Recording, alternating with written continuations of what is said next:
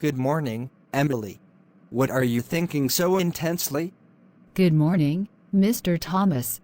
I've been thinking a lot about improving my English speaking skills lately. I feel like I've hit a plateau, and I'm not progressing as much as I'd like to. I'm glad you came to me with this.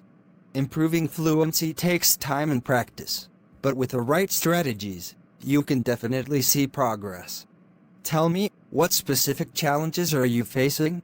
Well, I often find myself struggling to find the right words when speaking, and I get nervous about making mistakes. That's completely normal, Emily. Speaking a new language can be daunting, especially when you're worried about making errors. But remember, making mistakes is a natural part of learning.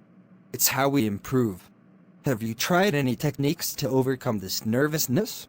Not really. I've heard about some methods like shadowing and speaking with native speakers, but I'm not sure where to start. Those are excellent strategies, Emily. Shadowing involves listening to native speakers and mimicking their pronunciation and intonation.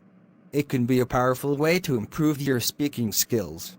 As for speaking with native speakers, there are many online platforms and language exchange programs that can connect you with people from around the world. That sounds promising. I'll definitely give those a try. But what about expanding my vocabulary? I often struggle to express myself because I don't know enough words. Building vocabulary is essential for fluency. One effective method is to read extensively in English.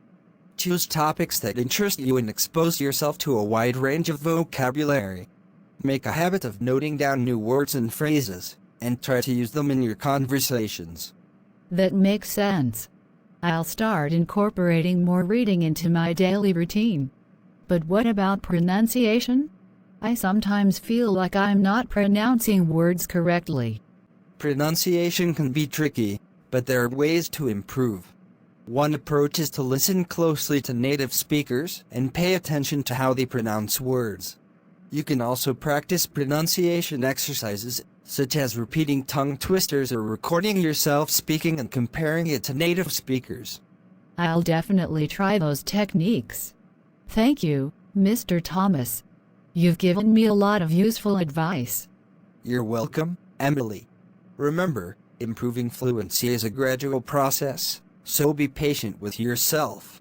The key is consistency and practice.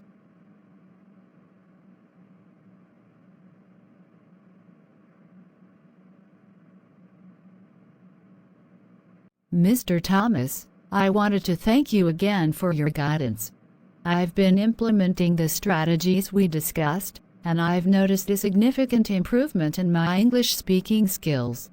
I'm thrilled to hear that, Emily. Your dedication and hard work have paid off. How have you been practicing?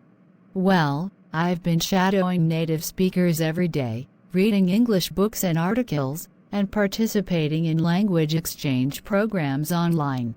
I've also been more confident about speaking in class and not letting my fear of making mistakes hold me back. That's fantastic to hear, Emily. Your progress is a testament to your determination and commitment to learning. Keep up the great work, and remember that I'm here to support you every step of the way. Thank you, Mr. Thomas. I couldn't have done it without your guidance and encouragement.